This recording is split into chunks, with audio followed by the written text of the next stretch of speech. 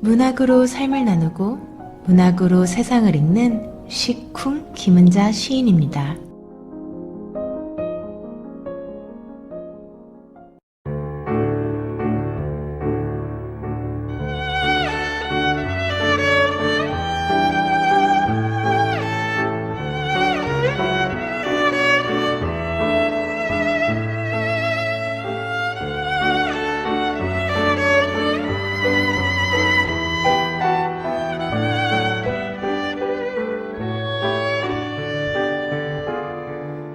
나무들이 제 몸을 모두 떨구고 있는 가을입니다.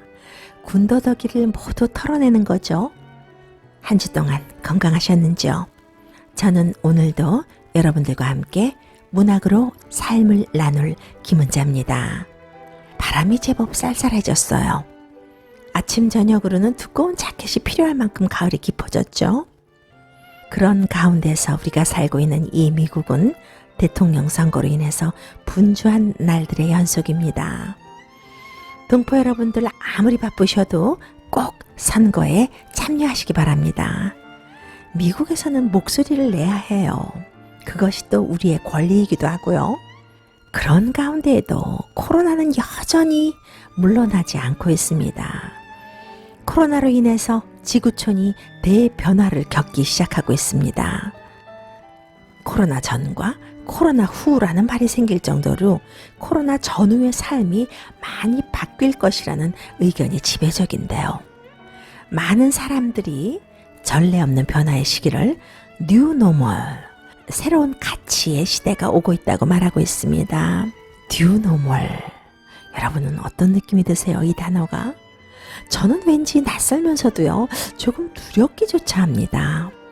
뉴 노멀이라는 이 말이요, 우리가 살아온 과거에 우리가 표준으로 생각했던 것들이 더 이상 통하지 않고 새로운 가치 표준이 세상 변화를 주도하는 상태라고 말하는데요.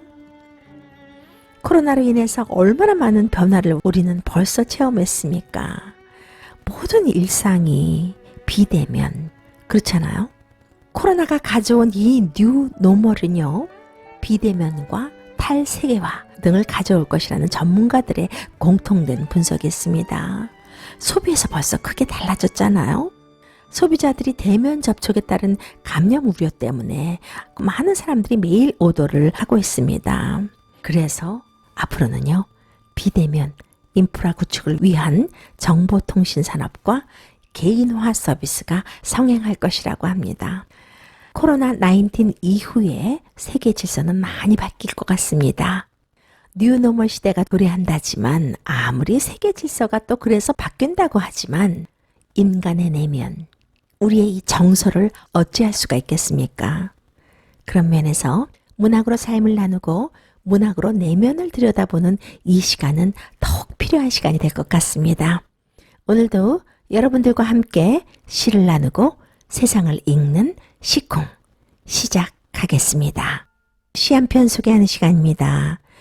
이 시간에는 여러분들이 애송하고 좋아하는 시도 될 수 있으면 소개해드리겠지만요, 조금은 생소한 현대시를 소개해드림으로써 문학으로의 더 깊은 맛을 느낄 수 있는 그런 시간이 됐으면 좋을 것 같은 생각을 해서요, 종종 조금은 어렵게 느껴지는 시를 소개하기도 합니다. 어렵지만 들여다보면요, 너무 좋은 시들이 많아서요, 저의 해설과 감상이 여러분들이 모르는 혹은 선뜻 이해하기 어려운 시를 나의 시로 받아들여서 좀 생각도 깊어지고 또 삶에 도움이 되기를 바라는 마음에서요, 오늘 여러분들께 소개해드릴 시는요, 강성은 시인의 말을 때리는 사람들입니다. 낭송 듣고 돌아오겠습니다.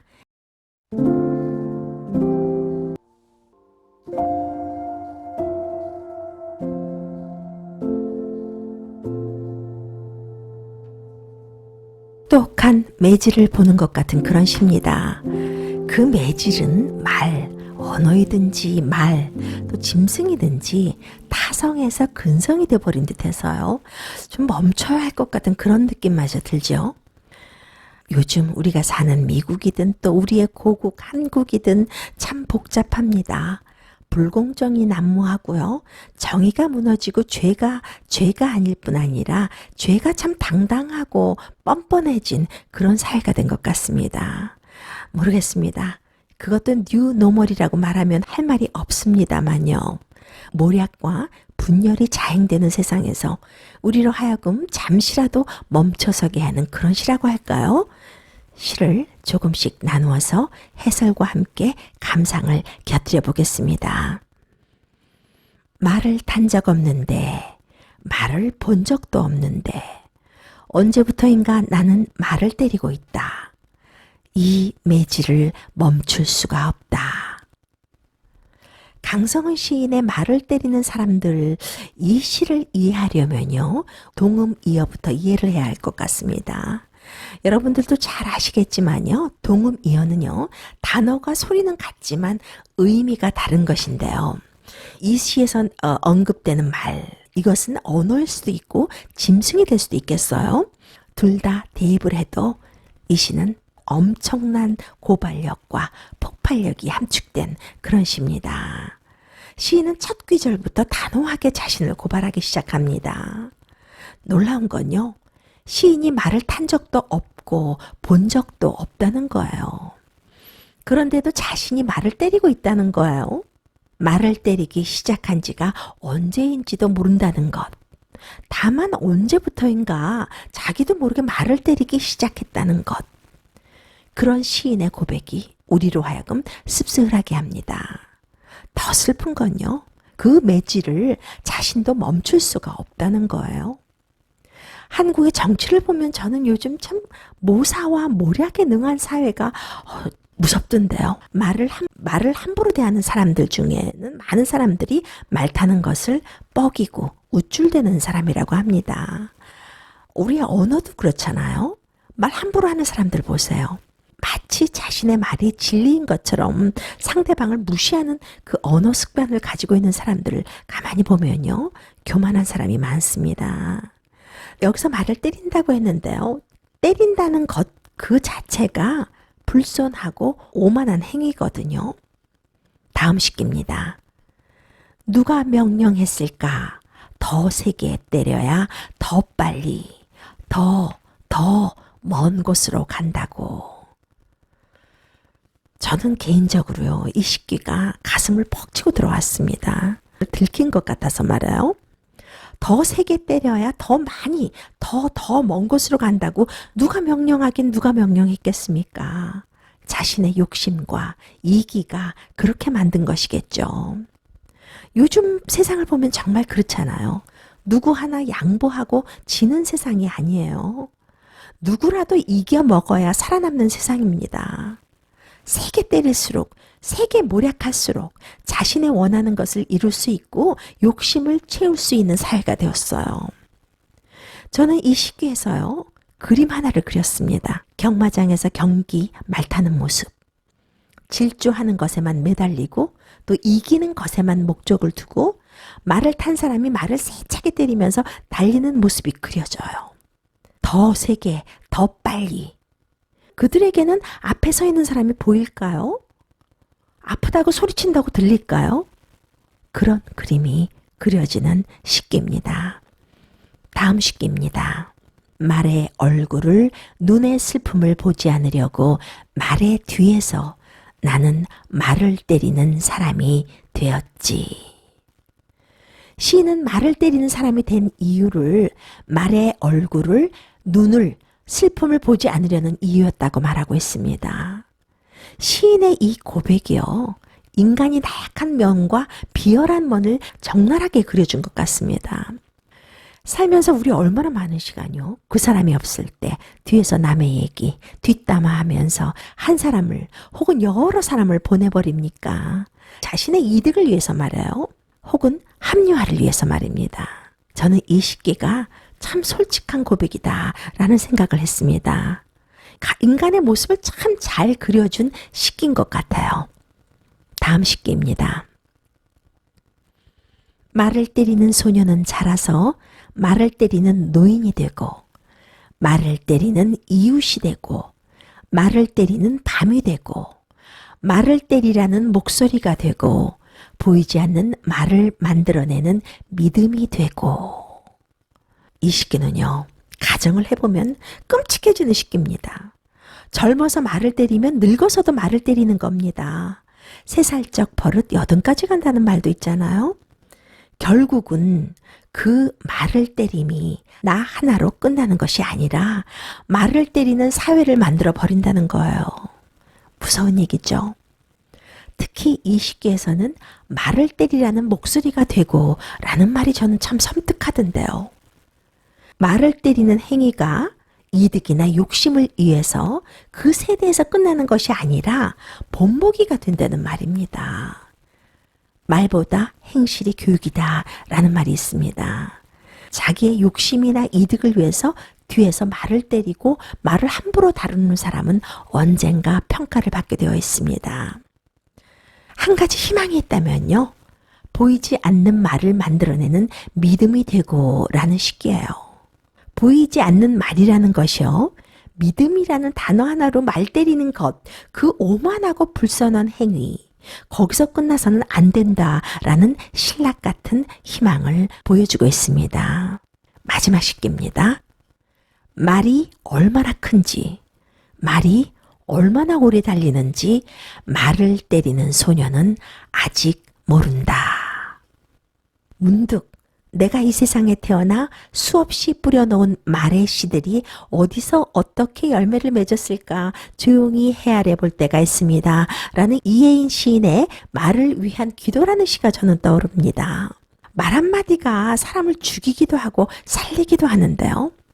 내가 한 말이 얼마나 큰지, 얼마나 오래 달리는지, 그 말이 지금도 한 사람을 얼마나 힘들게 하고 운명을 갈라놓는지, 마지막 시기가 압권입니다.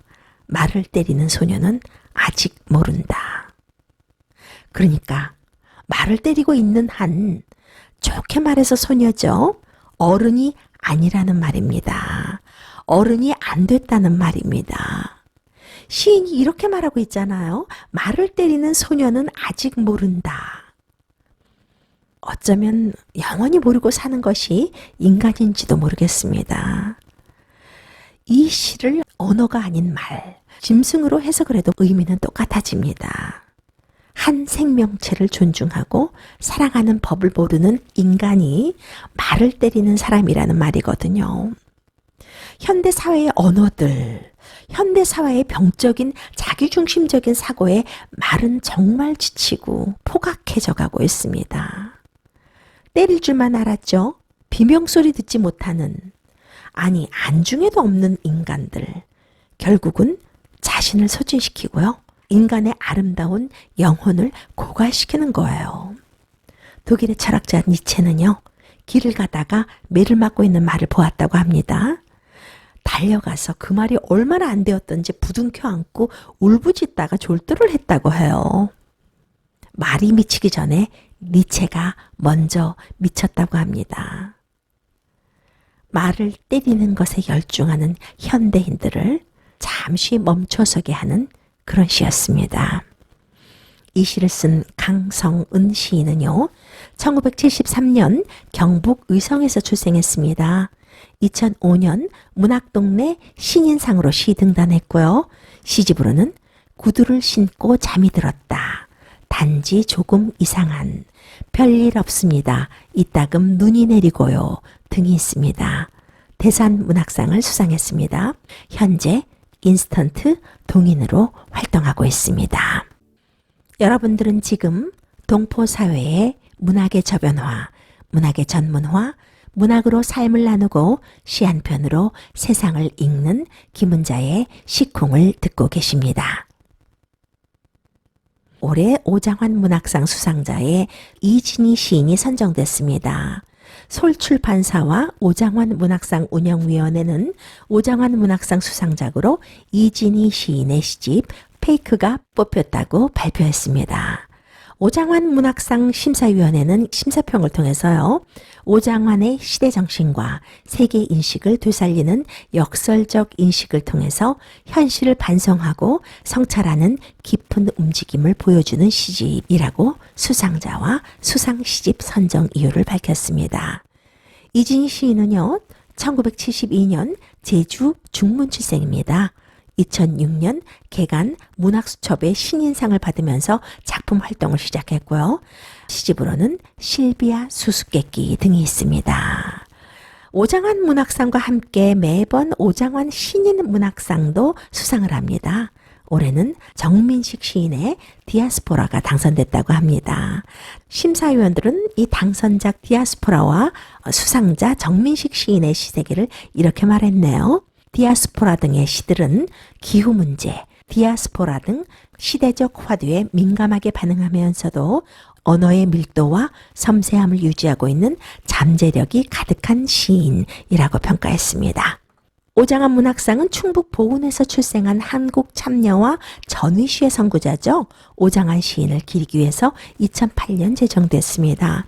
솔출판사와 오장환 문학상 운영위원회, 또 개간 영화가 있는 문학의 오늘, 충북 보은군이 함께 공동 주관하고 있습니다.